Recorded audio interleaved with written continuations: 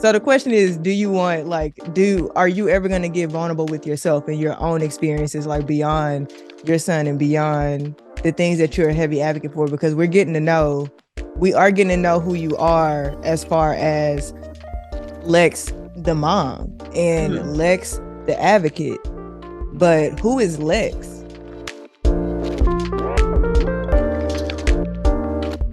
What's up, glorifiers, and welcome to another episode of Dear Glory.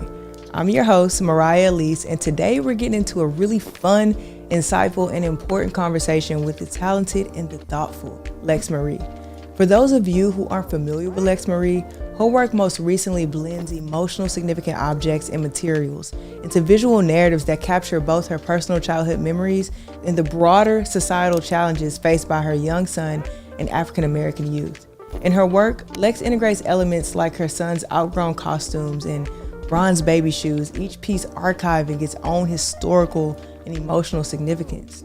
Most recently, her work has been focusing on themes like the premature adultification of African American children, the complexities of disciplinary approaches, and the sensitivity of the American educational system and how it's affecting Black children. This demonstrates her commitment to exploring critical issues through her work. Behind the scenes, Lex and I have been closely collaborating on an upcoming group exhibition that I have the absolute honor of curating with Mitochondria Gallery, and it's titled "In Tender Peaks Grace Unfolds."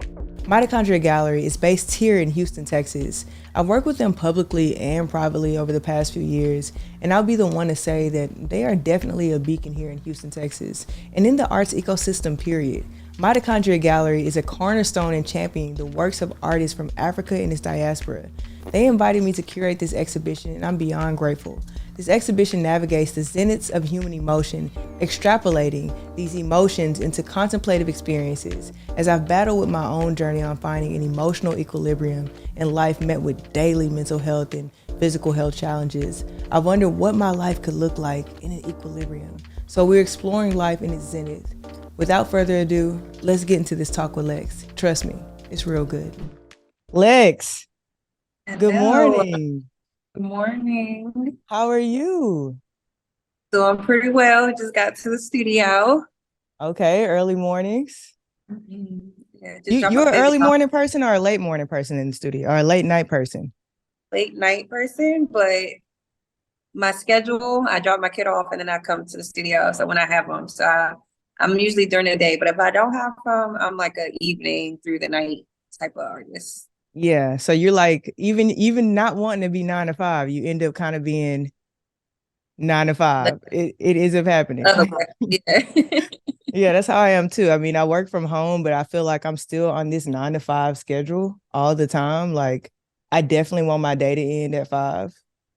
So, well, I get that. That's a long day. It's a long day. It's a long day.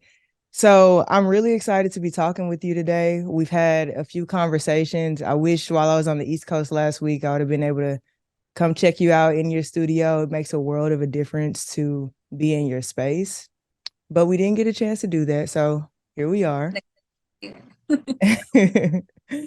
So I really want to start with your childhood, being that a lot of your work is rooted in your childhood and your son's childhood. I'm really curious to know the very beginnings of Lex. We can, yeah. So I would say a lot of people ask me like, oh, when did you start doing art, right? So I was one of those like very artistic children. Like I just always enjoyed art. Elementary school through high school, like I took the most art classes I can take while still like passing. So that was me. But besides that, a reason that like we'll get into why education is such a huge part of my practice is because my mom just like enforced it so much in our household. So it's me and my two older sisters. And it was like get good grades and look decent walking out this house. Like that was her thing. I love that. What I did, You're a representation of her. That was her two things. And I mean, I enforce education in my household now as a parent, but as a child, I didn't understand it. And she just kind of wanted the best for me. And that was pretty much my childhood. It was me, my sisters, and art. That was Yeah. my escape. Yeah. What was your first memory creating art? Oh, see, my memory is terrible, but to this day, I have a teacher who was my sixth grade teacher, and she's now my soror, my friend. Um, and she kept art pieces from me because she said for some reason she knew that like I was really good at art. So she has showed me like projects that I did. So that would be, well, outside of her, my mom keeps everything too. So like I can look back and I have plenty of stuff in my studio that I work with now, like old drawings that I have, old paintings that I have. I don't necessarily remember it, but I do have like the physical, tangible pieces, which I have actually used in some of my work as well. Yeah. I wonder where that comes from. I've been exploring that lately with myself is I don't remember my childhood. My brother a lot, he's always like, do you remember this? And he just goes on about a memory. And I'm like, no, Right. No, I my sister's wonder the same. Yeah, I what have a is sister that? who's a year older than me, and she's always like, "Do you remember when we did this?" And I'm like, "No." And if we're only 12 months apart, like I should remember what she remembers, but Yeah. I don't. What do you think that is? I had a little childhood trauma. A little trauma, it gotta be. Little trauma. Gotta be. I mean, I don't think I had the worst childhood in the world, but I'm like, why do I not remember? So yeah, I can resonate with you there. So, I mean, even not remembering, could you even think about a moment that you might even be able to pinpoint that someone said, that girl can draw. That girl, she knows how to put colors together. Mm, I would say it might Other have than been. your teacher. Oh, well, yeah, I would say my teachers. It's funny. Like my mom didn't fully grasp the extent of like what I was doing with art until adulthood. It might have been like my first solo show in 2021, like just 2 years ago. She went there and like walked in and just started crying. She's a Yeah, crier. I'm a crier. She's a crier. me too. She's like, I didn't realize what you were doing, and I was like, Mm, you get it now, So it mm. wasn't until adulthood, I think, that people really, I guess, understood what I was trying to do. Like even in college, I feel like I was quite overlooked. Just kind of like Mm, go do your thing. So yeah. mm. That's interesting. I mean, I think that's just a testament to living out your dreams and going the path that usually isn't looked at as like the safe path and dabbling in art. I mean, it's just everyone, no one understands it. You get the question, are you still doing that art thing? You know what Yeah, I right. mean? Like you've been asked that, Art right? for sure. It's like an annoying question. It's like, what do you mean that art thing? Are you still doing that nursing thing? Like, Right. I know.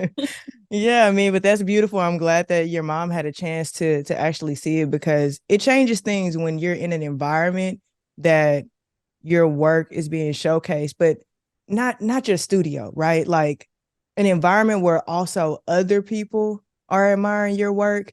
And as a parent or a cousin or whatever, you pass by, you hear like little whispers of people that you don't know speaking so deeply about how introspective the work is. And you know what I mean? That means that's why what we do is so important for, those moments of the people in our life and our proximity to be introduced to what's happening over here and how it's influencing the world.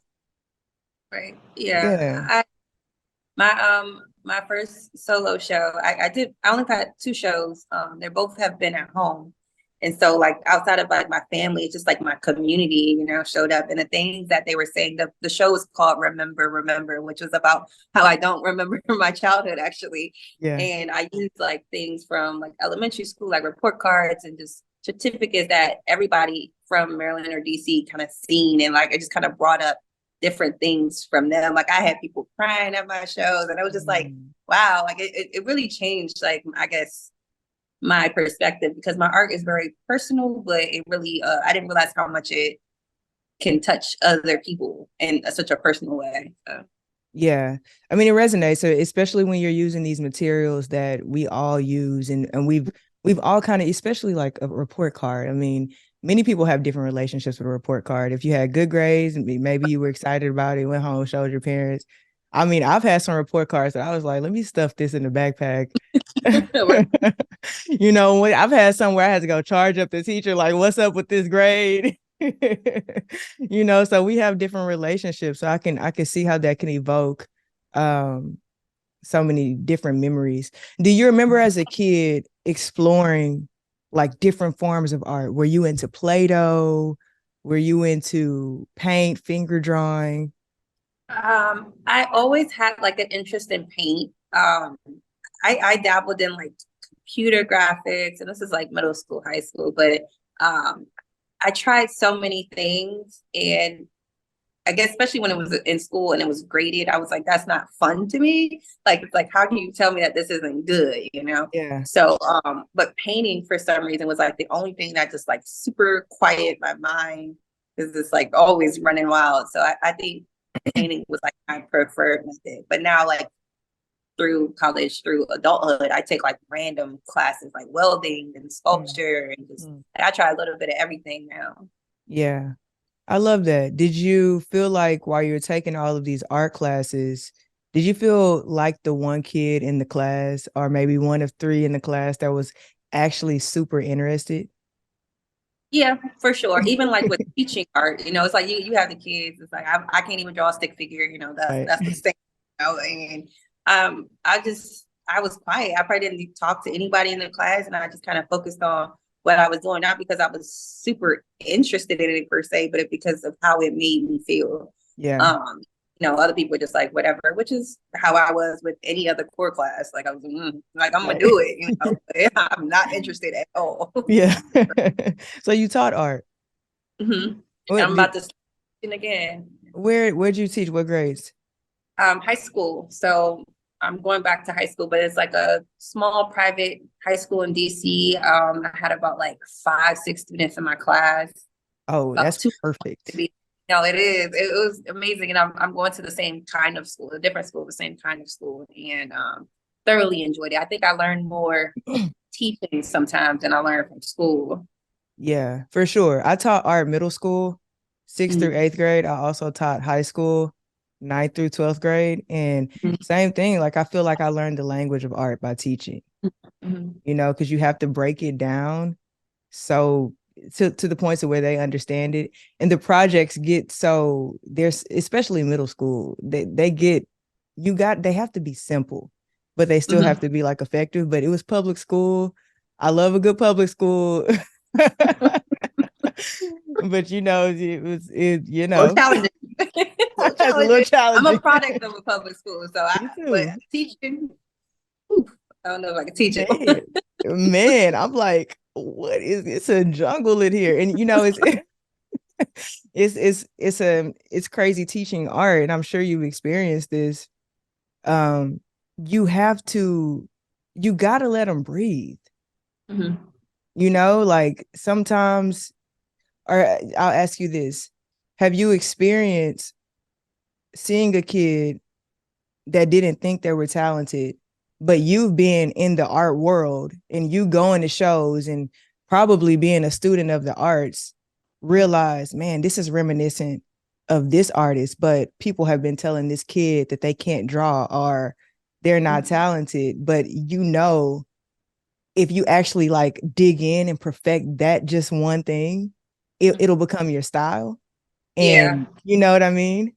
yeah. No, I struggle with finding my own style, but for sure, when I taught, like, it was a few years back when I last taught, but I did. I was in a show like myself. I was in a show and I spoke with them, and I was like, I want to get my students in here, so they gave me like a wall dedicated to my students, alongside like with some really good artists.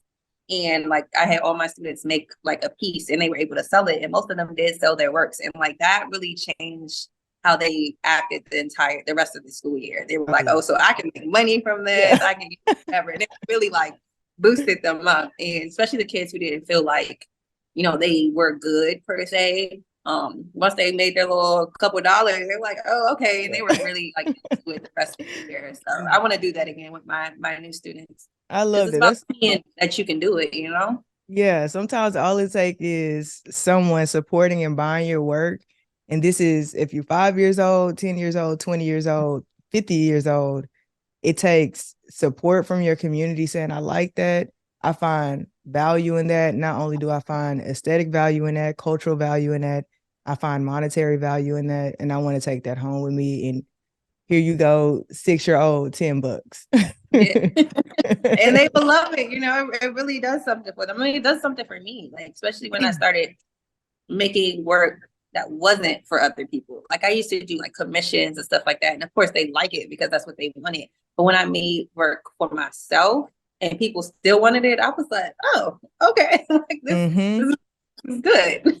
Yeah, you need that. You need those boosts of confidence that say, I was reading or I heard something yesterday and I wrote it down because I wanted to ask you, and then I wrote it in my phone and I didn't write it in my notes, but it was along the lines of, does your I can't find the question, but it was along the lines of, when you're creating, when you're in process of creating, when you're finished with the work, does someone saying, I want to take this home with me, does it complete your value in yourself?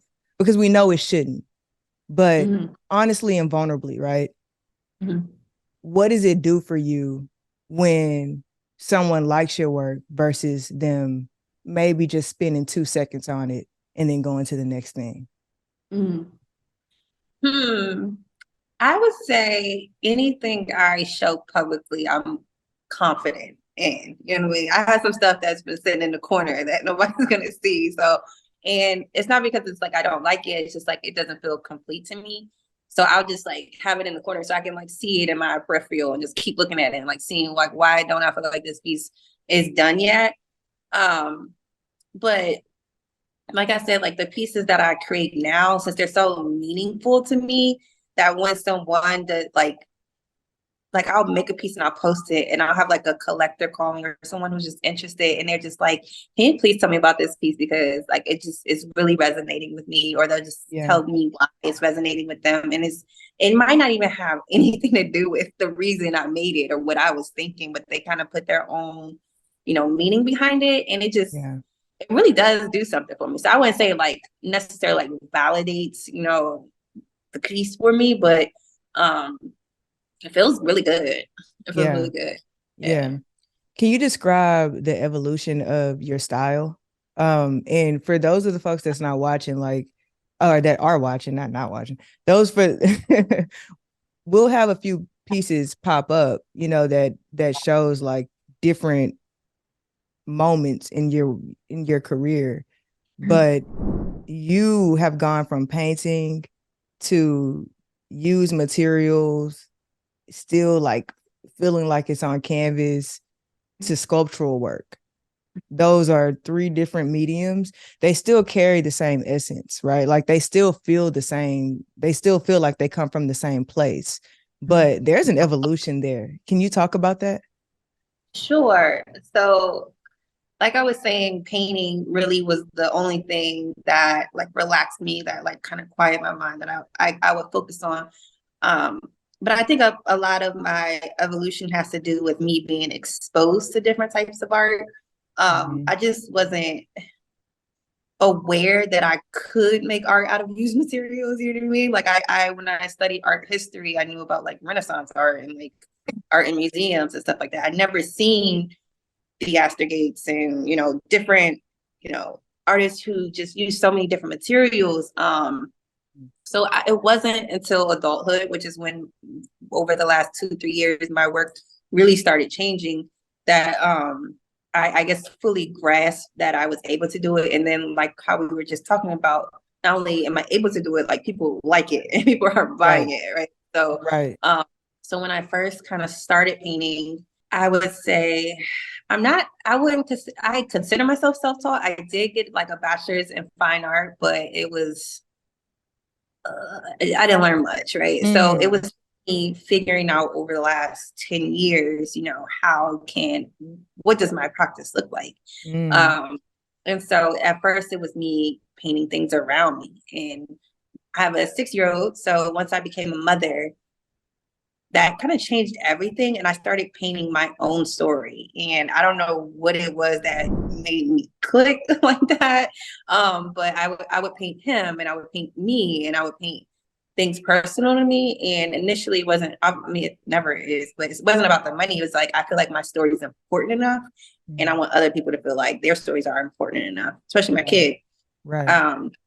And so I'm painting, and in 2021, that's when I started using like report cards and stuff. I'm like, what else? I want more. I want to do more. So I started putting report cards into the paintings. And then I ran out of report cards because it's like, you only, so like I use the actual report cards from childhood. So I'm like, okay, what else can I do? So I started using my son's clothes and his costumes and his uniforms. And then now it's like, the more material I use, the less painting I use. And now I haven't painted in a year. So it's like, yeah, so it really, it was a matter of me seeing other artists who like I'm super like fond of, like David Hammonds and just different people. And I'm like, how can that everyday material just make me feel this way, you know? And I wanted to explore that as well. Yeah, I mean, that's really interesting because the materiality is literally everywhere. And we're attached to so many things that hold material. I mean, our clothes hold memories, our blankets hold memories. And you know, there's an exploration we can go super deep with that. And I'm really curious too, if you even experience materiality in relationship to grief, because that's something I've seen, you know, just in death and people and losing people, and what they hold on to are the materials. And, you know, just creating this archive like you're doing, it becomes exactly what it is, an archive of your life. Yeah, for sure. I would say I've been like blessed in my life to not have to experience a lot of things that my peers experience, but I think my work has a lot to do with like collective grief, and like grief as a mother of a Black son, a mother, just a mother, like, and a woman, a Black woman, you know what I mean? It's like the issues that are affecting my community, are affecting mothers across the world is what really gets me. So a lot of my work can sometimes be seen as political lately, but I'm like, I'm not a political person. I'm literally just a mother who's just like angry about certain things. And I've used art as my outlet, and use these materials that kind of are symbols, you know, that kind of show, I guess, collective like concern over issues that aren't being talked about enough that affect our children. So yeah, we can't talk about your work being political without speaking about some of the most recent work that you've done, which is out of pencils made into an AK-47, which I found really compelling. So, you know, of course, like, we think that the work, it could be like, you are just a mother. You know, you are just a mother, and those are real thoughts. But of course, because of the era that we're in, the world that we're in, of course, that becomes political. What drove you to create those works? Yeah. So it's a very specific incident. Last year my son was in kindergarten, and I don't know if I missed a memo or like a piece of paper, but I didn't get any type of warning. And I pick him up from school, and he's just like, Mommy, we had a drill today, and we had to hide in the bathroom, and the teacher came in and scared us, and we had to be quiet, and, you know, explaining it. And I just kind of like was taken back. I couldn't even have the conversation with him in that moment of like what actually that was, because it just was my 5-year-old, you know what I mean? And I was clearly aware of, you know, the issue in America when it comes to school shootings. But when your kid is like exposed to it, you know, it was just like a second year in school. It was very hard for me. So that was really my like response to it. Just like that's what I feel is kind of like a normalization of school shootings at this point. So yeah, that was my response to that one. Yeah, I look at things like that, and do you feel desensitized? I would say, until my son went to school. Yeah. Because I see it everywhere now. So it's really hard to like, sometimes I try to kind of like disassociate when it comes to certain things because I hold a lot of feelings already. Yeah. But once I started sending him to school, it's very worrisome. I feel very vulnerable, you know, sending my little baby into the world every day and not knowing, you know, some crazy stuff is going to happen. Yeah. You think that gets easier or you think it gets harder as they get older? It hasn't gotten easier. I think it might get harder. Just kind of seeing, especially in DC, he goes to school in DC right now, just very troublesome when it comes to teenagers right now, just violence and crime and things happening to children, you know what I mean? Police brutality, like just different things. Just once he is seen as older, which I talk a lot about in my work as well, as adultification, how Black and brown kids are seen as like older and more mature than their white counterparts. So I'm like, once my little baby has a mustache, like people gonna think he's a man, you know what I mean? He might be 15, but he's still a child, you know? So I imagine that it's gonna get harder for sure. I'm gonna have to have a lot more difficult conversations as he gets older. Yeah. Adultification is interesting because when I see 17-year-old girls and boys, 16-year-old, 15, they look like kids to me, you know, and it's very, I don't understand why others don't see them as children because they look like kids. You know a kid when you see a kid, whether they have a mustache or not. A kid's nose is a little different than an adult's nose. A kid's like the features change. They become more developed, and children look like children. Yeah. The adultification, do you think strictly comes from the Blackness or the child being brown?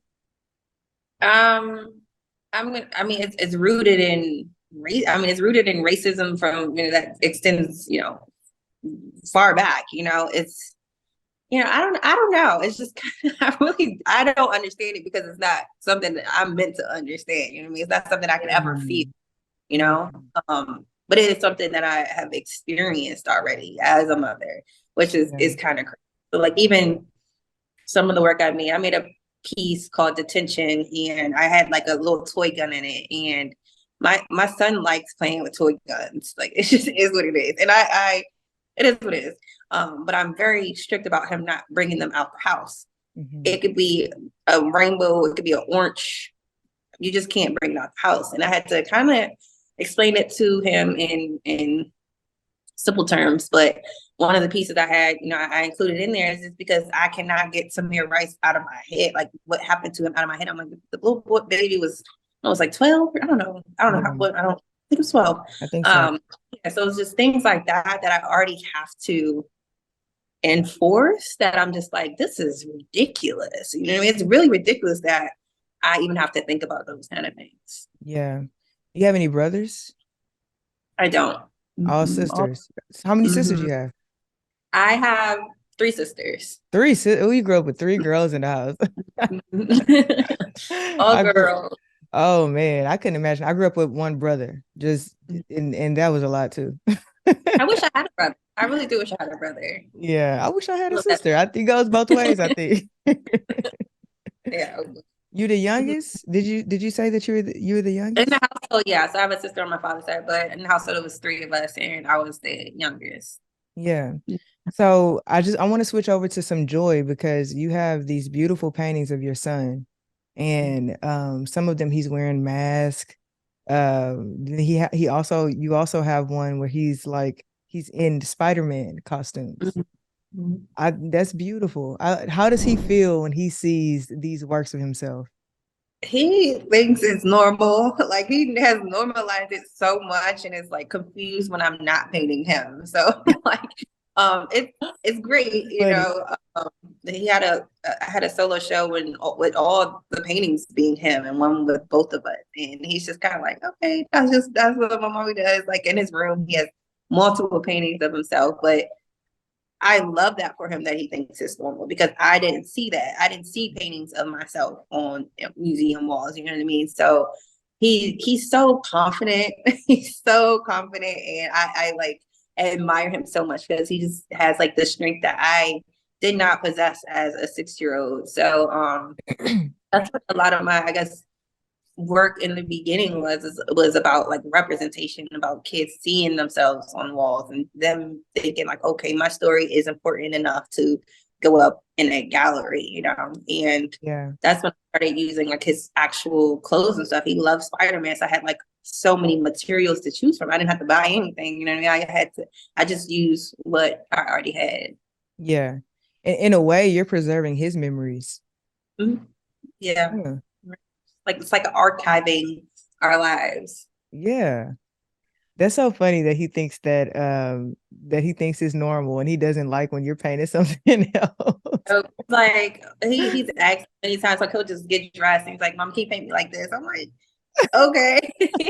Let me take a picture. Oh, okay. Like, not can you I, take a picture? Can you paint me I like this? I I remember the first time I had my first piece that ever was in a museum, like shows, like a curated group exhibition. And I Mhm. took him to see, I was so excited. I'm like, Mommy's in the museum, and it was a painting of me as a child. He was like, okay, but where am I at? And I was like, okay, never mind. So he's an interesting character for sure. That's funny.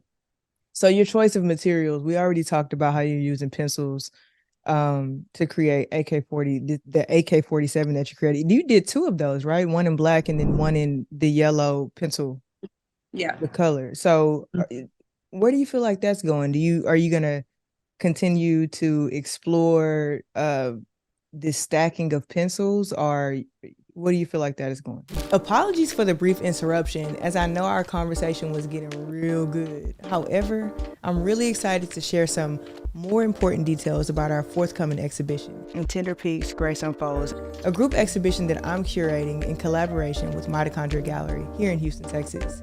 It explores the zeniths of human emotions. This exhibition examines the intense experiences of vulnerability, confidence, sadness, grief, joy, and how they shape our overall sense of balance and fulfillment in life. Personally, this exploration resonates deeply as I navigate my own journey towards achieving a harmony of mind and body so that I can be in equilibrium. Into the Apex aims to offer a glimpse into these emotional states through the artist's perspectives, highlighting them as crucial elements of our personal growth. Lex isn't the only artist we'll be talking with. We'll have a sit down with 4 to maybe 5 different artists here that are participating in the exhibition. Artists like Megan Lewis, Demetrius Wilson, Crystal Yara Anthony, Kobe Dill, Lamont French, Travion Payne. So make sure you subscribe and turn on that notification bell so you do not miss out. Oh, and please don't forget, mark your calendars for the gallery opening on February 16th. If you aren't in Houston, make sure to take that trip. We are also having a live discussion with the artists, including Lex, on February 17th. If you'd like to get more information, please get in contact with me at Moriah Alise at aliseartgroup.com. Not necessarily pencils, but I'm thoroughly enjoying using school supplies because education is such a huge part, is such a huge part. So I think I'm going to continue, well, I know I'm going to continue using school supplies because education was such a huge part of my upbringing. And I realized how much education is a huge part of my son's bringing. I mean, kids spend more time with their teachers and at school than with their parents, I mean, at least True. hours awake during the day. So what happens to them in school, what they're learning, what they're not learning now, like is super impactful in their lives. So I've done like pieces with erasers where it's talking about, how they're erasing, Black history in school. I've done pieces like with just different rulers, like just I really enjoy using materials. And I think a big part of it is like, what's the message that I'm trying to get across and what material is best used to get that message across. And I have like a lot of like that part is something that I guess with painting wasn't doing it for me anymore. Like I really enjoy finding the material, like that kind of adds like a new aspect to my practice. And it's like, I think with paintings, like I already had the idea and I just had to execute it. But now I have like the idea and I have to like find materials and find out how to put these materials together. And it's like a learning process over and over, like how even learning the material, what glues to use, what, different things. So I'm really enjoying working with materials. The messaging of ruler sounds like discipline. It was Is called, it? yeah, it was. Oh. I did like rulers, and it was like a cross, and it was called "Spare the Rod, Spoil the Child." Oh yeah.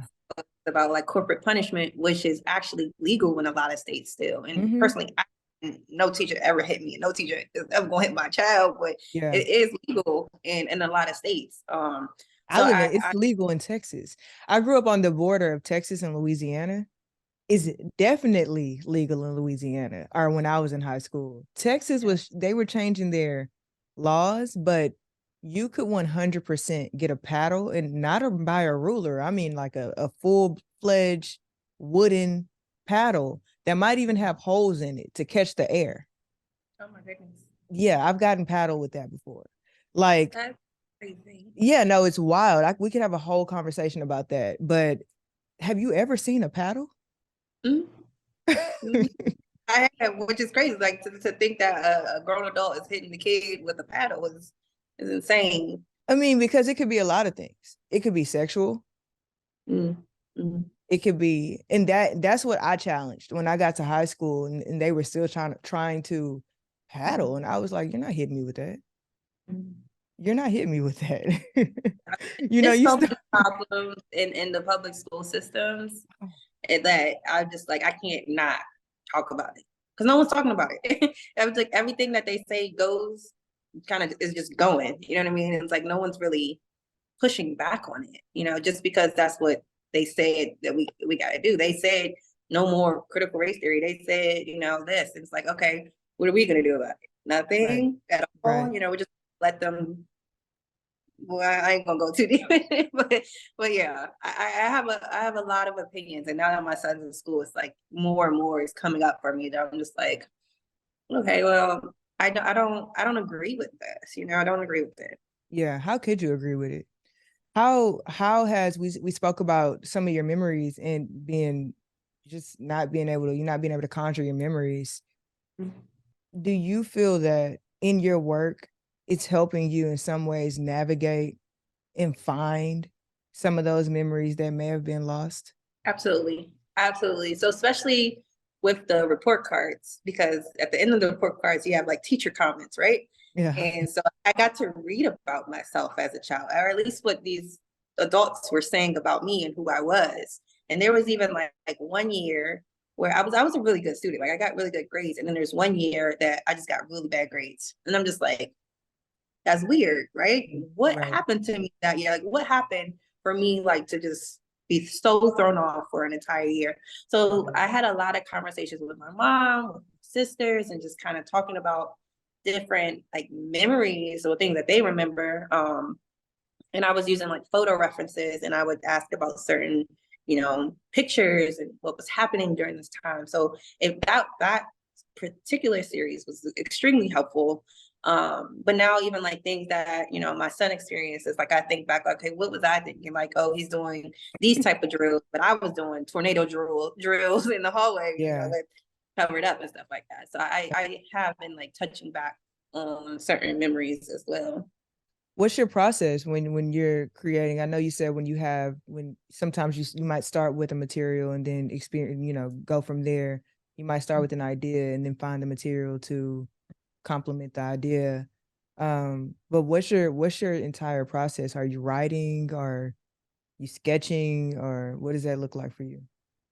So I don't sketch much. I wish I would sketch more, but because not only do I have bad memory about my childhood, like I don't remember much now that I write things down. Like as soon as I think of something, feels a certain way, I write it down, and it's not anything like super thought out. It could be like, oh, my kid said this, and then later on, I would tap back into that, and I'm like, okay, what can I do with this? Or like certain materials, even pieces I'm making right now, I've had those materials for years, but I just didn't know what to do with them, Mm-hmm. and then it kind of just comes together somehow.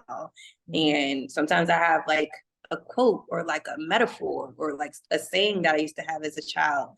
And then I like think into it. I was like, that's a weird thing that we used to say, you know what I mean? And then I would try to, just it really comes from so many different angles that it's not even like a super consistent process in either way. But I find joy in that. I find like I really enjoy that because I be all over the place. So my practice kind of I do. And so my practice is kind of all over the place. And like I used to beat myself up about it because I'm like looking from the outside, I'm like, galleries and like certain collectors and like, the art world likes consistency, when it comes to like art, this style, this is what we like. So you keep doing it because this is what sells. And like me, I'm like, I can't, I used to try to force myself to keep using the same materials, using the same idea. And I'm just like, that's just not how I worked. You know what I mean? I do series, and I can use the same material, but make it different and like keep, like, what else can I do with this material? I can like a blanket, can I dye it? Can I cut it? Can I sew it back together? What can I do with it? And that fulfills me, when I'm able to have that freedom to kind of have some wiggle room, in the world. Yeah, it's like the consistency is in the content. Yeah. I know that's difficult. Just through many conversations with many collectors, they are always looking for, the collector is the viewer, is the audience, is, a really important part of this entire ecosystem. But just like everything else that we find enjoyable, that we want, that we end up becoming like a crazy fan of,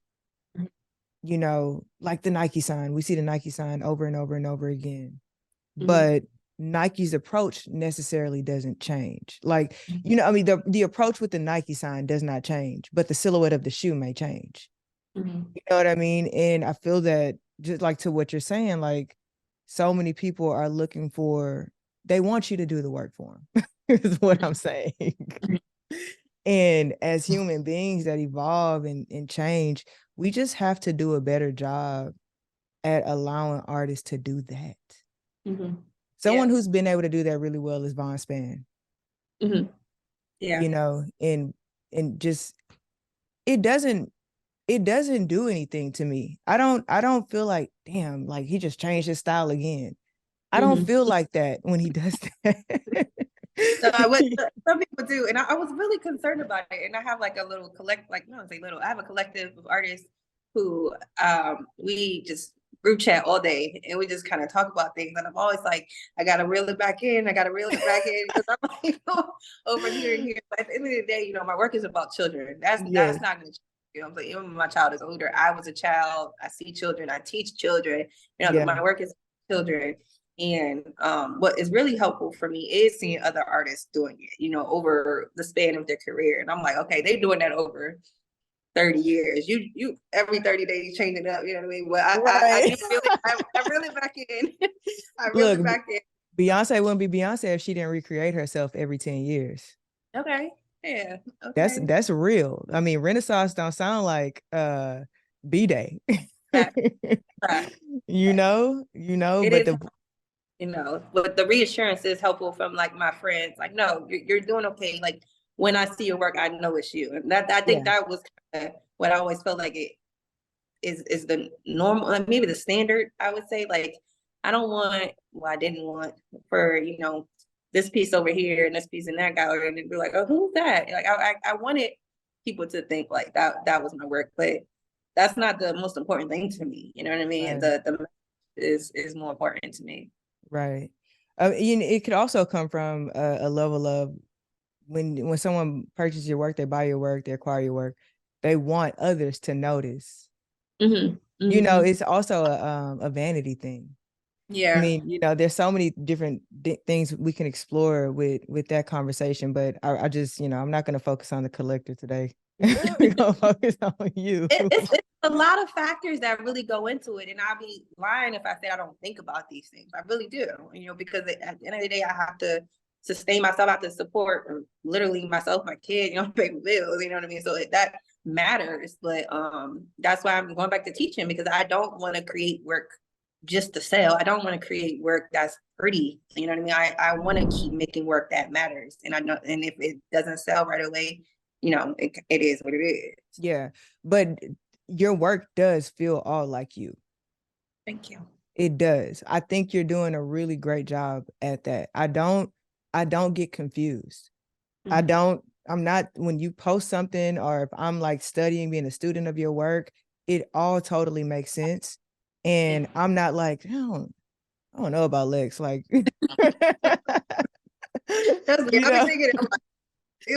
these people think I just all over the place. Man, we've all done it. It's like, somebody just post something new and I'm like, what?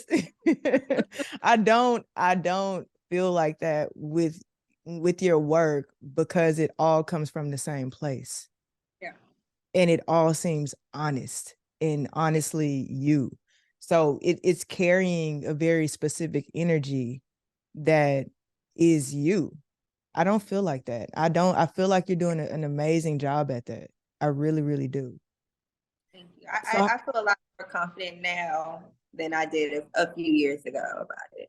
Yeah. Because I feel like I'm much more like, I don't know what the right word is, just kind of, and I know what I'm doing. I know messages that I'm trying to get across, Yeah. I mean, the work I'm figuring out all the time. I'm gonna be figuring out forever, what's the best way to go about it. But yeah, I know exactly what I want to say. Yeah. Do you feel like all work has to have messaging? No. I think a lot of work doesn't. You know what I mean? I think even when I was painting more, it wasn't. I mean, I guess the message was representation, but I think in today's climate, personally, and I don't think every artist has to feel like this. I just feel like I gotta use my voice right now. Like, I just feel like I'm doing myself a disservice. I'm doing my child a disservice by not speaking up on certain things. And it's not because I'm trying to like cause issues or anything like that. It's just that it's just like I'm not feeling it right now. I'm not feeling the world right now. And it's just so much that affects me personally. And even not personally, that I'm just kind of like, that's art is my outlet. It's not, people use music, people use, different things. And my big things in my life is art and motherhood. And so it's like, it just made sense for me to, combine the two. Yeah. Something we didn't even talk about was you have been dabbling in installations. Mm-hmm. How are all of these forms informing one another? That's interesting. So I haven't done too many installations, but I really enjoyed like the few that I did and enjoyed creating them, because sometimes I think like sculptures or like paintings could be very in your face. And I think sometimes installations could leave more room for interpretation than, for instance, a pencil gun, you know what I mean? So I did a piece, it was called Rosedale Playground, and it kind of had like my son's repurposed pants, and it had like a street light, just different things. And the interpretations of it were so like different. And it just, I like the idea that I got to use, I feel like a little bit more of my imagination. The viewer gets to use a little bit more of their imagination. And I like how much space it takes up. Like, I want to take up more space. And that was difficult with like literally the space that I had to create. I didn't have like a larger studio. So now that I have more space to create, I am able to get those bigger ideas out and take up more space. So I think there's whether it be painting, sculpture, or installation, I think I kind of go back and forth and choose like which one makes the most sense, for what I'm trying to say, I would say. Yeah. What do you feel like your role is in what do you feel like your voice or your role is in public discourse? I know, we touched on that a lot. Do you feel responsible, like totally responsible for you to, for your discourse and the things that you're saying and the messaging that you're getting out? If you were I not doing that, would you feel like you weren't doing your due diligence, your just to the world?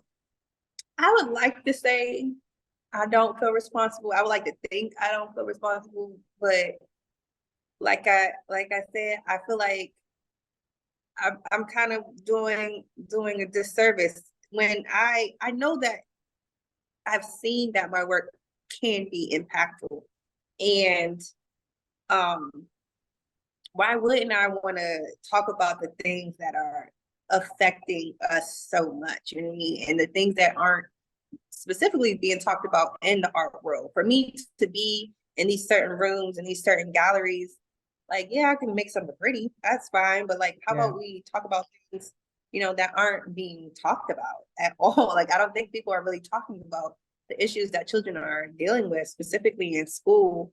um so yeah, I do kind of feel like responsible, as Yeah. as a mother, and an artist, because one, it's very hard to be both. Yeah. It's very hard to sustain your career like as an artist and a mother. So um I don't, but I will say I don't see anything wrong with making art that just feels good, because the world is very heavy. You know what I mean? Yeah. So I know like some artists like will make heavy work and then like go do something else because it's like, oof, I gotta take a break. And Yeah. I probably might need to do that myself, just do some stuff on the side. Um, but yeah, in today's climate, it just for me, it makes sense to get things out in this way. And when happier days come, I'll make happier work. Oh, I mean, I guess we're gonna but be waiting. right. um, but I think I think an important part of my work is making sure that it is still digestible. So it's not Mm. like smearing blood, everywhere. You know what I mean? Mm-hmm. I want my work is about children and it's for children. So I want them to be able to see the work and not be traumatized. I want them to Right. be able to talk about these things. Do you think that your practice is going to evolve? Because these are such serious topics and like we have to talk about them. And I mean, a lot of women are mothers. mm A lot of women are thinking about being mothers. So do you think that your practice starts and stops in your studio, then to gallery walls or museum walls, or even this conversation? Or do you feel that your practice will go further into being more involved in political conversations and things like that? Um, I imagine that it's gonna evolve because right now my comfort zone is art, right? Yeah. I was never a political person. I was never like even having these, I don't even like uncomfortable conversations, but for some reason I'm very comfortable saying this through my art. So I Yeah. want to be more an advocate for the things that I really believe in that are affecting me. So I'm not gonna, stop it here. And the art is making me have these uncomfortable conversations. And that's kind of the point of it, is to Yeah. make people talk about things that we're not really talking about. So yeah, it's actually it's helping me grow like as a person for Mm. sure. I love that. I know sometimes we get involved. Sometimes you raise your hand and you start talking, and then before you know it, you done got pulled into all types of, when you have an opinion, that's what Mm-hmm. happens. And Mm-hmm. when you start voicing your opinion, you are I think the more you have these talks and the more you have these conversations and the more you are easily gonna become more of an advocate for moms. Yeah. Yeah. Whether And you, and a super intentional thing. It was just like this is literally my life. So yeah, yeah. And I think many moms are advocates for moms.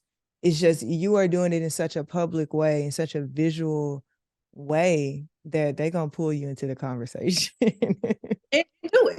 I Do might throw you into the conversation. I might be like, it. no, Lex. I got things to say. I got some things to say.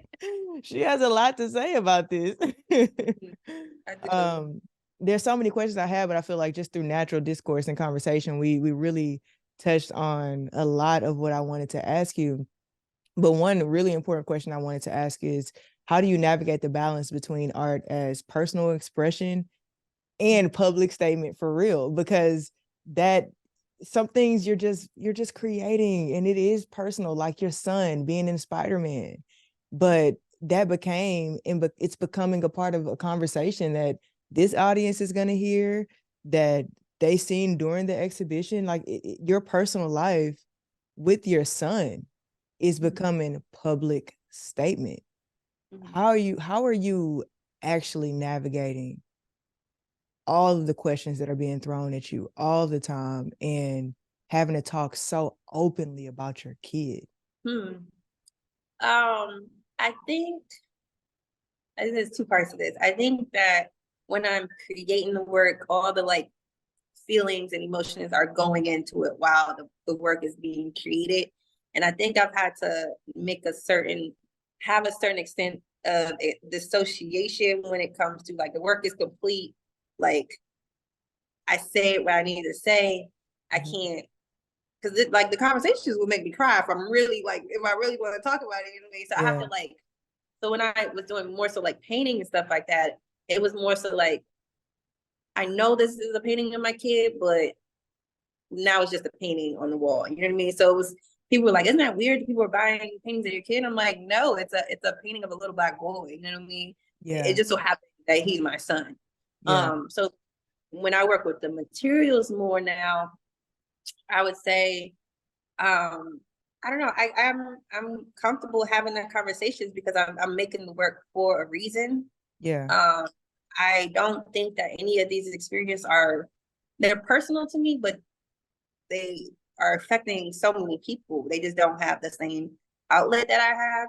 So it's not like, I'm not really, in a good way, I'm not being challenged about the work that I'm creating because people understand it. You know what I mean? I'm not saying off the wall things, you know what I mean? I think we as people understand that babies are going through a lot of things right now that it's just, we just don't usually see it in a form of art. So yeah, I would say I have to create boundaries sometimes about it. And yeah, I think it's like a lot of internal like conversations. Like, Yeah. I know you have really strong feelings, but you know, the work is going to be made. And I don't mind talking about it, you know? Yeah. I feel like I've gotten to know what your work is about.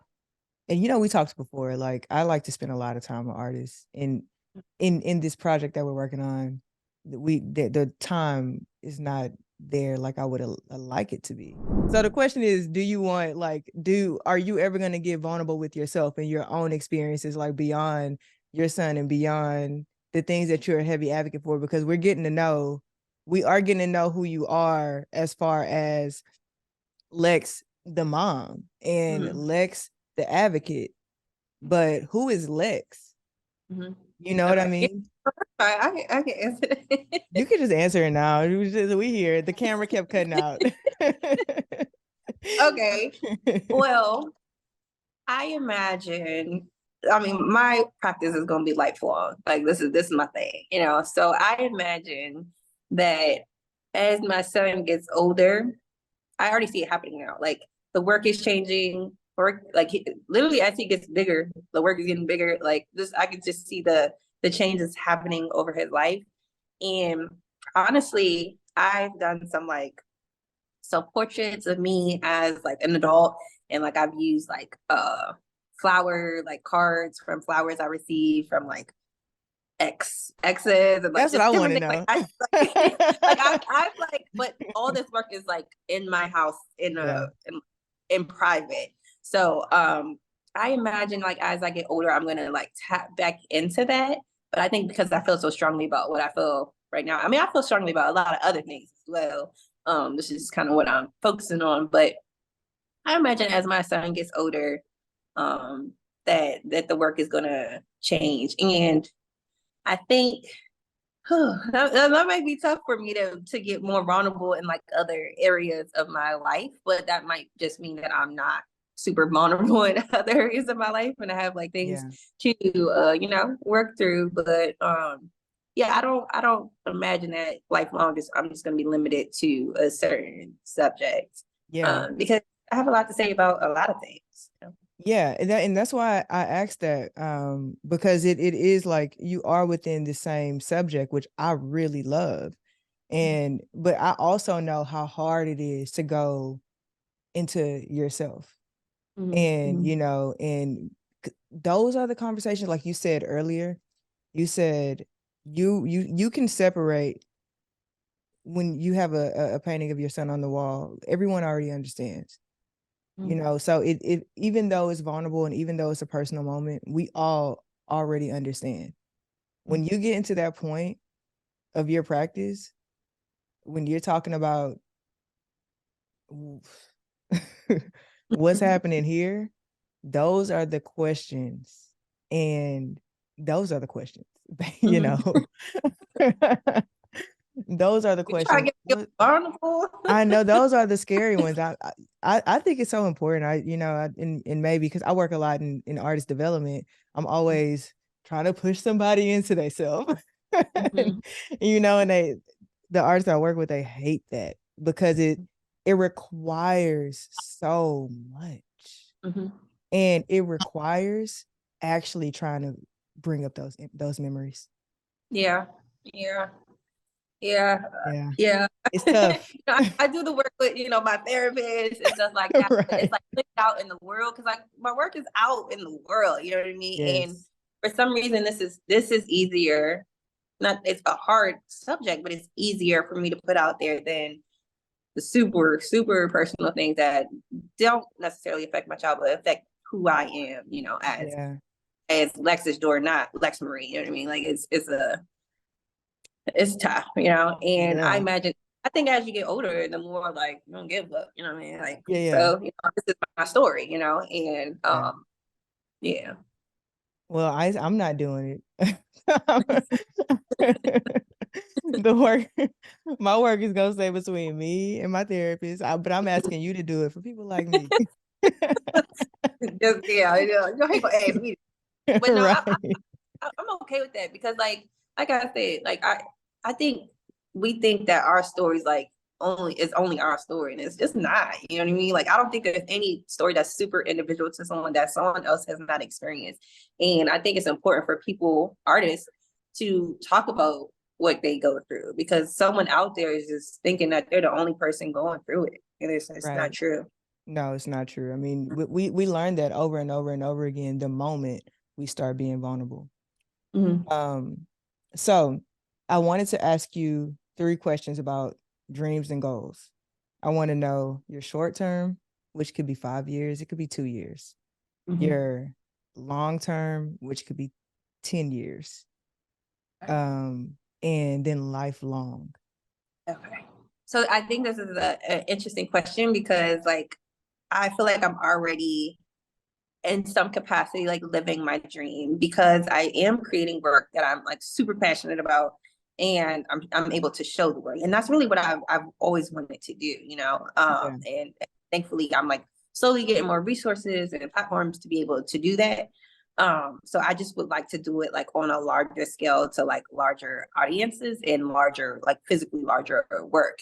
So as I get larger studios, as I get more resources to be able to produce the work, I like to work in public art. Like I want like big work outside that like people can is more impactful, on a day-to-day basis, permanent works and permanent institutions. I would say that's like 10 year goals. I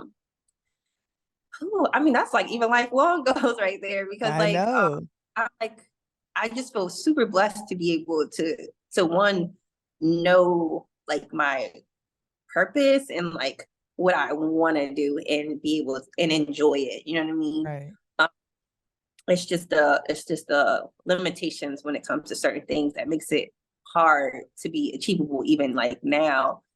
So not having to worry about like all the other stuff that is truly, it is impactful to like how much time I'm able to create, or just, different things like that. So I imagine just like having more like resources and more like support, to be able to do things on a grander scale, because I am a one-man band right now, just kind of trying to do everything on top of motherhood and being a friend and being a sister and being, so it's difficult.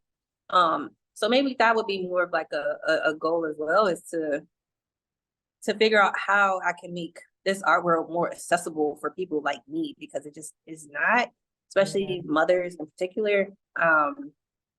And yeah, I don't know. I think that's kind of crazy, because I feel like other people kind of like, this is my goal in 10 years. 10 years. I'm like, I'm kind of doing what I want to do. You know Right. what I mean? I love that for I feel you. blessed about it. I want to travel more, and I want to, make sure my son's good. But okay, well, think about it like this. If we were to call this part of this episode, session, whatever, if we were to call this the manifestation moment. Okay. And whatever you put out into the world right now is what you will receive. Okay. Look, right now, it's what you will receive. What would that be? Okay.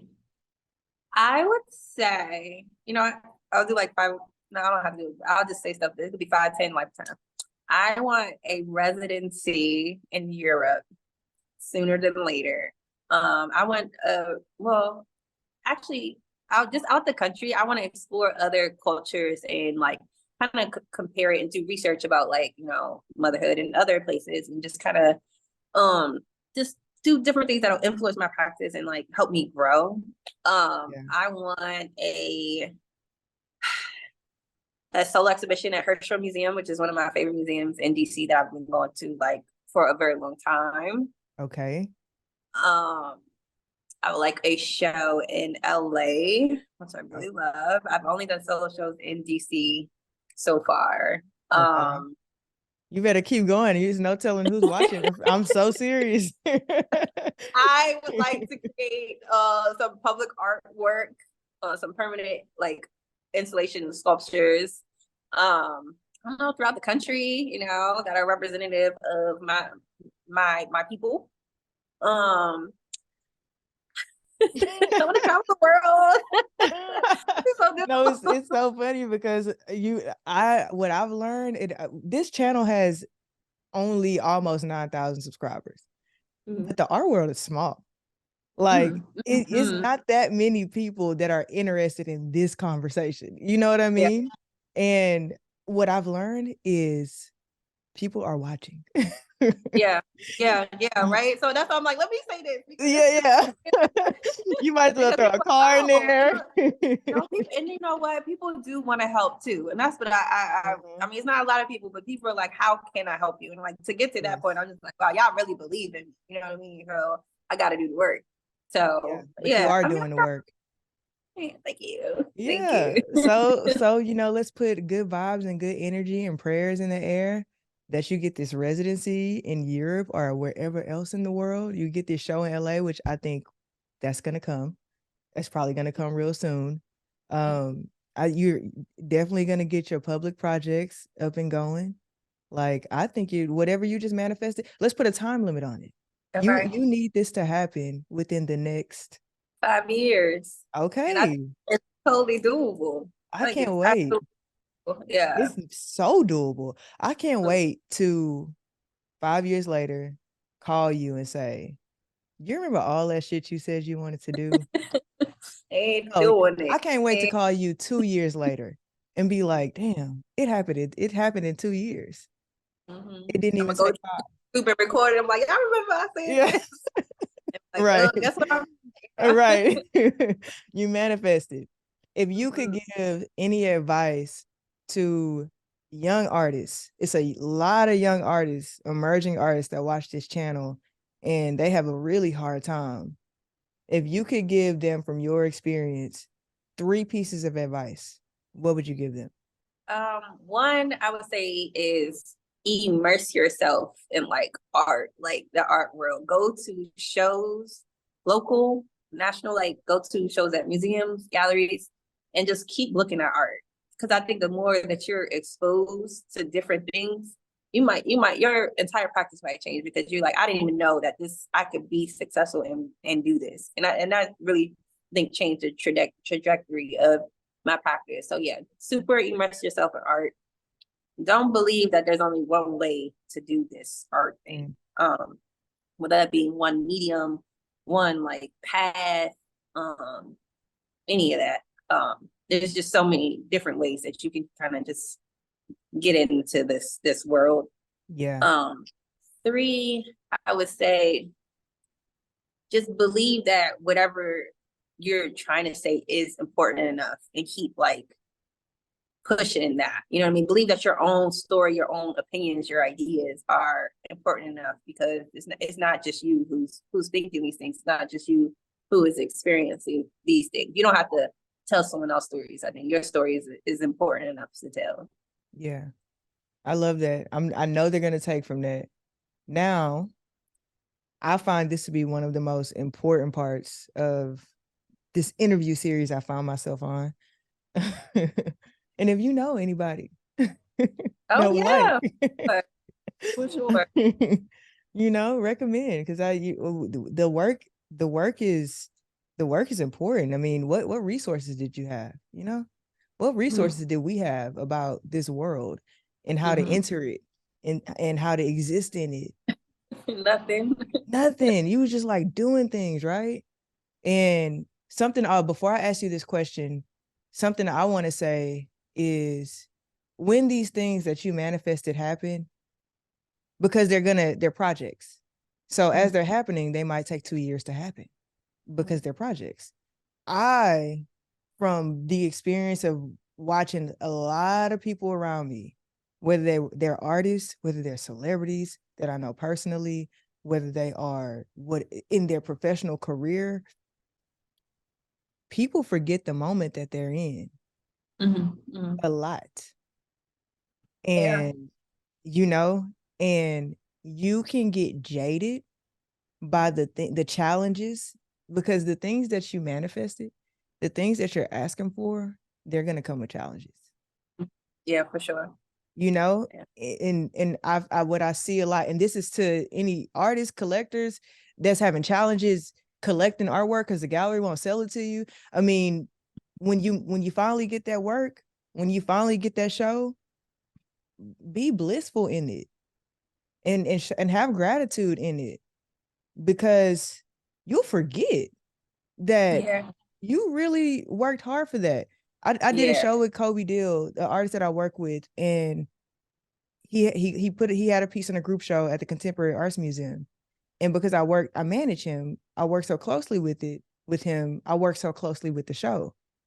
2 weeks later, I'm just realizing that's the first time I worked with a gallery. I mean, with a museum, not a gallery.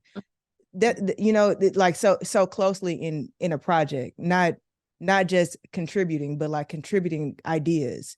And it took me 2 weeks to realize that was a dream. Yeah, I feel like we're what's next people. Like, what's next? Oh, you know what I mean? God.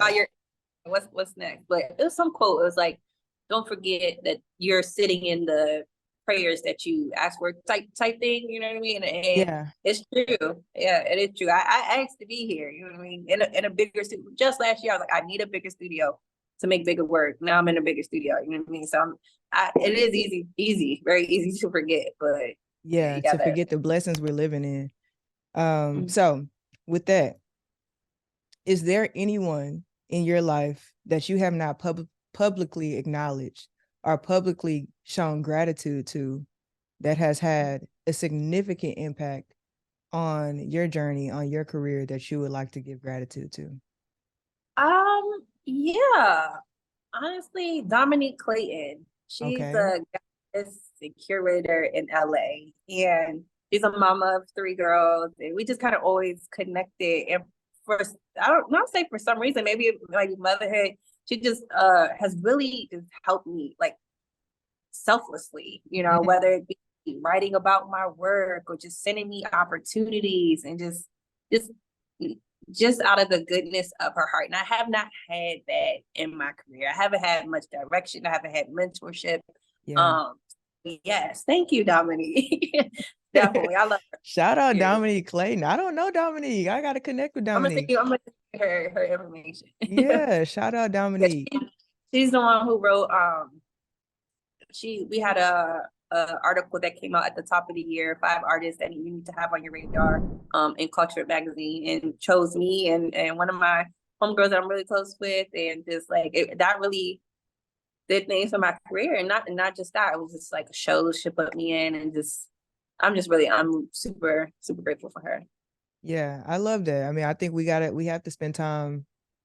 We don't always have the opportunity to say thank you. Sometimes we lose it. So yeah, we gotta show thanks. Who is the homegirl? We gotta shout her out too.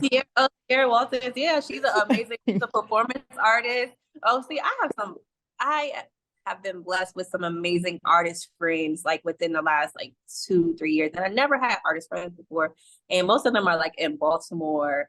And I'm gonna give a couple shout outs. Anyway, so yeah, go ahead. I know Jarrell Gibbs. Don't know him personally, but definitely familiar with his work.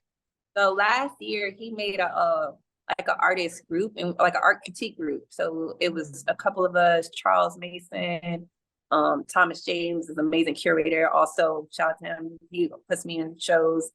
Just Bria Sterling, a collage artist, and we would get together once a month and we would all just put art on the thing, and we would just talk about and critique each other's art, because he knew like at least some of them have MFAs. I didn't have an MFA, so I didn't have like that art critique aspect of it. And so like that was kind of so helpful to just be in that environment once a month and just talking amongst friends and just talking about our careers and just being very honest and vulnerable with each other. So like I'm super grateful to have like an art community finally, because I've never had one up until like the last like 2 years. So that's so important. Oh no, it's so important. It's hard to build too. I feel like at one moment you feel like, do I vibe with them? You know, you like you like navigating, trying to find your people, and it's hard. What I've been finding myself doing lately is like I used to have a team or like a community full of men. I'm like, I gotta get this men. Like shout out my guy Lamar French, who I love. Like I love Lamar. Well, the art world is also male dominated. It's right? male dominated. Super male And it's like, I need some female energy in my life. I need some softer energy, because you're calling me at 8:00 in the morning and it's like hard. It's like, yeah, you need that balance for sure. Oh, you need a balance. Okay, so let's do our rapid questions. You got to answer them quick. Oh Lord, I'm not good at this. Okay. I wanted to do like a little Pictionary thing, and I was like, I'm not gonna ask her to do all of that. All right. So tapes, CDs, or streaming? Streaming. Alone or visitors in the studio? Alone. Favorite 90s sitcom? My wife and kids. Okay. I don't know, like it's a funny show. I like watch it in adulthood. I'm like, this is actually really funny. It is funny. It is funny. Pause for a second. I watched, what is that show? I can't remember it, but my brother walked in the room on me watching it, and he was like, "Why are you watching this show? It's so lame." Anyway, another thing, you know what I never seen when I was a kid? What? Friday. Ever. When I was it's not super kid appropriate. No, but you know, we did watch it. Yeah. Watched it as a kid. You know what I did see when I was a kid? Now how you tell me, how did I see this and I didn't see Friday? This is I shouldn't even say this on Beyonce's internet. How to be a player. Oh yeah. I look back at like certain movies and songs I sang and things. I'm like, probably shouldn't have. What did that do to me? You know? Grown. Anyway, old school, like not right now, before Elon Musk. Before Elon Musk, Black Twitter Okay. or Instagram? um Instagram. I can't knock what Instagram has helped me with my career. Okay. Black Twitter, Black Twitter was funny. Yeah, I didn't even, I was never on Black Twitter for some reason, but Oh, yeah, yeah. I missed out. It was time. I'm over here trying to be on threads now, and it's just extra. What are my five self-help tips? Yeah. No, I mean, I love it social though. media is useful if you use it right. You know what I mean? So Yeah, yeah, for sure. And I love self-help tips. So that's all I read. Okay, podcasts or music playing in the studio. well, I do both. I'm gonna say music. Music. Oh, what are you listening to? Um, in the studio, I like music that is like either like instrumentals or like other languages that I don't understand. Oh, wow. Yeah. We Because just I guess it learned helps something. me, like I guess if it's music that I understand, I'm singing along to it. So I guess if it's music and I'm working with my hands, I'm able to like think about, on certain things. Yeah, Yeah. okay. I could dig that. I have a friend Ryan. He's an artist as well. I'll introduce you to you guys. But he's always sending me Spanish music. And I love it. I love it. I don't know Like what's I don't going understand on. a word, but No. I'm gonna listen. It make you want to dance a little bit. So all right, so most influential Black millennial artist to you, Millennial. millennial. I think we're the same age. You were born in, I'm 92. me too. When's your Yeah. birthday? December 30th, next week. Oh, it's coming up. You are a Capricorn. You're a Yeah. Capricorn. Okay, okay. I like a Capricorn. Yeah. I'm I'm an creative. Aquarius. Okay. That's so January. That's January. That's February. February. Okay. I know January too. Millennial stops at like 40 something. I think Yeah. most of the artists that I really am like super into or like super influential are like the 45, 50 plus group. I Okay. think it was just kind of like more peer, and I like those are my peers. So like talking to them and like different things. So I'm not gonna say I've been super influenced by a millennial. Well, let's say Yeah, boomer. That's boomer, right? yeah, probably. David Hammonds, David Hammond. Diaz Gates, Yep. Derek Bajor, Karen Yep. David. Yeah, that's some of them that really like to this day. I'm like every show they go to, they have. I'm like, oh my god, I gotta go to. I'm like every time, like their work is does it for me. Man, you got a lot of shout outs on here today. We got, we got to clip this up. Okay. Best city for emerging Black artists. I'm New York. It just is always gonna be what it is. Yeah. It is. What about number two? Um, just personally, I think not that I want it to be that. I just think LA. LA. LA is. I think that's just where the most opportunities are, the most galleries Mm. are. Yeah, I think you can be anywhere, you know what I mean, and be Yeah. on because of social media. But I think when you're immersed in such like creative cities, there's no really other places like it. Yeah. I love Yeah. Chicago. I like Chicago too. I did a show in Chicago and I got like so much love. And I went to Expo one year and that was one of my favorite fairs I've been to. So Yeah, mine I too. I go to Expo every year. Atlanta are doing their things. DC, we keep trying, but as far as like support, I don't know if I should call it support, but as far as opportunities go, which I wouldn't live in New York or LA personally. I don't want to live in either of those places, but I have to Yeah. go to those places kind of often to be in the mix. So Yeah. Yeah. LA. My brother lives in LA, so I go to LA a lot. I really It's like not LA. a I like LA too. It's just not somewhere I would want to live for some reason. I'm gonna shout out Houston as a Mm. growing To a be coming growing to city. Houston, I've never been, so I'm really excited. You are coming to Houston. We didn't talk about that at all, but we're gonna get into it. The intro and the okay, let's see. We're almost done. What is your go-to comfort food in the studio? Comfort food. Mm-hmm. In the studio, I would say, well, it's not comfort food. I say in the studio, I do like a lot of fruit, but my comfort food Ooh, in general is pasta. I just like ooh, pasta. me too. Yeah, but I Horrible. got, fruit in here. Okay, one book you'd recommend. Um, hmm, I would say The Miracle of Mindfulness. That changed Mm. perspective on a lot of things. The Miracle of Mindfulness. Yeah. Yeah. That sounds Good. like, yeah. Who's the Being you remember who the author is? can't pronounce it well because it's a Buddhist monk like name. Just like I can't pronounce it well. I'll be lying, but I'll send it to you. Yeah, send it to me. I That think I've heard of purple it. book. Yeah, The it Miracle was of Mindfulness. great. Yeah, it Yeah, sounds like it was great. I just recently read, well, a book that I've been recommending to everybody is The Mountain Is You, and it's by I've heard Brianna of it. Weiss. Oh, Okay, so good.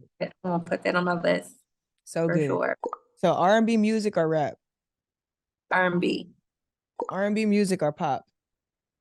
R&B, R&B music or country?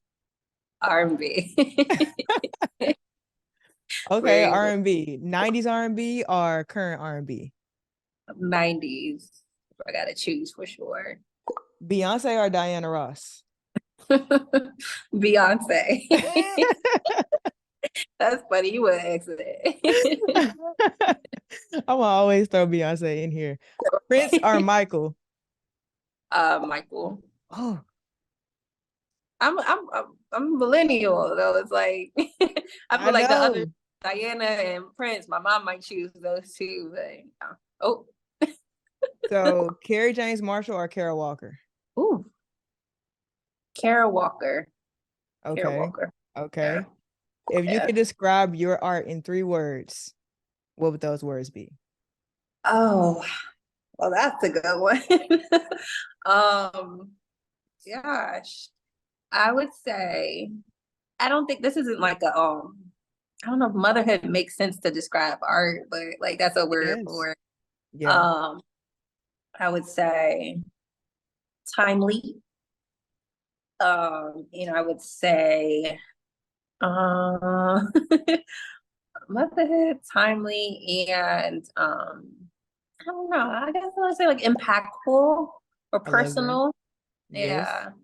Yeah, yeah. Well, that's all I have for you today. Yeah. I This have is fun. thoroughly enjoyed this conversation. It's been an hour and 30 minutes. I always intend, I don't know why. I think I told you, oh, it should be 45 minutes. We've definitely been here. It's 11 o'clock. We started this at 9:30. Got a little carried We got away. a little carried away. Fun. But I appreciate you for doing this with me. I don't know when this is gonna come out, somewhere near the show. The show, I didn't mean to say that, but we are working on something together, and with a group of others that I'm really excited for, and I'm really blessed and excited that you've agreed to be a part of it. Cannot wait to have you down in Houston. That's my birthday weekend. I never told Jessica that from mitochondria, but it Turn is. up. So bring a few fits with you. Celebrating all weekend. You haven't been to Houston, right? Never been to Texas. Oh, are Yeah. you? Do you plan on coming? Yeah, You've never been to Texas. never been to Texas. What do you expect? I don't know. I don't know. Good food. I was just making sure you weren't about to say horses riding up and down the street. No. I may, but No, honestly, maybe. Yeah, so I'm excited to see you. I'm excited that we're getting to do this together, and I'm just excited to get to know you. It's yeah. been really delightful. Okay, SB. Thank you so much for having me. This was fun. It was fun.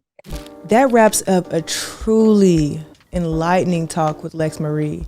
I got so comfortable and enjoyed the convo so much, I started putting my knee up with my pajama pants on.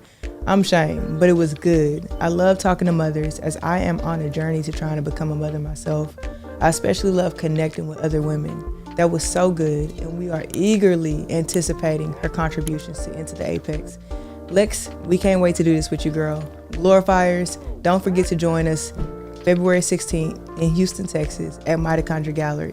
Until next time, remember, we don't do it for the glory. We do this because when the glory comes, it's high time to knock down barriers for those behind us. Peace.